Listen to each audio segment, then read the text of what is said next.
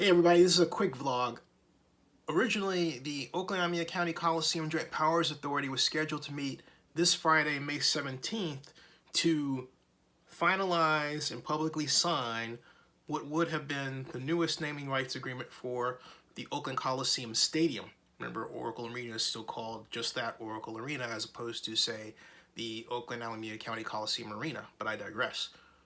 But what happened in the case of the trip on the way towards something called Ring Central was that a snag was discovered, and in similar fashion to the kind of process we took with readers naming rights, someone at the last minute discovered that the documents need to be, for want of a better term, readjusted. And so the originally scheduled Friday, May 17th meeting of the Coliseum JPA board was canceled. Will they take up the matter next meeting, or will it be at a special meeting?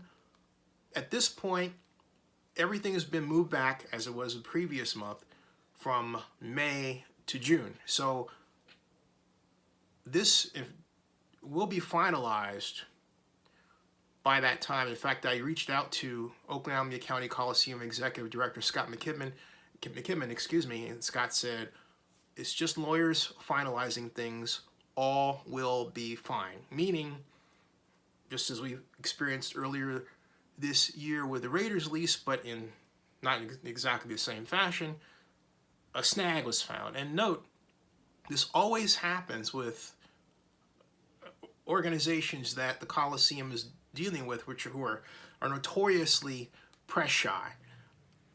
The Raiders, compared to the standard NFL team, is notoriously press shy. They like to make their own media, in fact. Nothing wrong with that, I'm to say. Similarly, Ring Central. That's not Ring Central space, it's Ring Central all ran together. Ring Central, which was born in the San Francisco Bay Area, born in Belmont as a tech company, which had much of its entrepreneurial start to thank Michael Arrington and TechCrunch, is now a major telecommunications player, but because of that, is even more press shy than the Raiders. And so any little bit of information that comes out that, hey, they're ready to sign this, or hey, they're ready to move in this direction or that direction, and they'll take another look at what they're supposed to do with you and make sure they're happy with how it looks in public, and either move forward or pull back. Since they haven't moved forward and they pulled back, that means that there's still some concerns that the Ring Central people have that need to be ironed out. Scott Mckibben says they will be ironed out. So ostensibly, we'll have this thing done by June. Stay tuned and please subscribe to Zenny62 on YouTube. I wonder if you're counting, you're saying, hey Zenny, who was the first to have their name on the Coliseum Stadium? And, well, technically the first was UMax. In fact, there was an agreement struck that would have brought $19 million a year to the Coliseum Joint Powers Authority in 1997. However, there were a number of squabbles. The Raiders didn't like the name. There was an argument as to whether or not the Raiders owed Lynn Longmire, who worked for the Oakland Football Marketing Association, $1.9 million, which was 10% of the total deal, or if the city of Oakland were to pay Lynn, and Lynn had a verbal contract with the OFMA. Folks, I do not recommend that you ever do a verbal contract in your entire life, although verbal contracts are legal and enforceable in California. Again, but I digress. And nothing against Lynn. Lynn had all of her I's dotted, all of her T's crossed, and a 3-inch thick binder to boot. But the bottom line is, between those concerns and other concerns related to the master lease agreement, the PSLs, that deal did not get signed.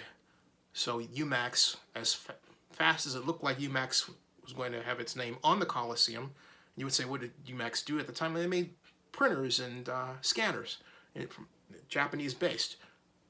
It came off. The next one was Net Zero. And Net Zero was a name that stuck around for quite some time until it gave way to OCO Coliseum. Now, between OCO Coliseum and Net Zero, the best the Coliseum was able to gain out of those naming rights agreements was, well, basically about $1 million a year.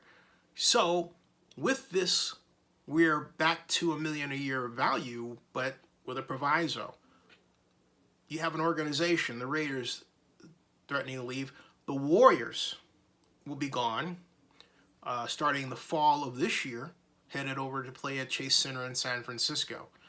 And the only organization slated to remain as a going concern in sports at the stadium, at least until 2025, are your Oakland Athletics. So with all that, Scott Mckibben, the executive director of the Coliseum Joint Powers Authority, was able to negotiate out, with assistance of course, the Ring Central deal. Let's hope they're able to clean up these messes, and see you in June. Subscribe to Zenny62 on YouTube.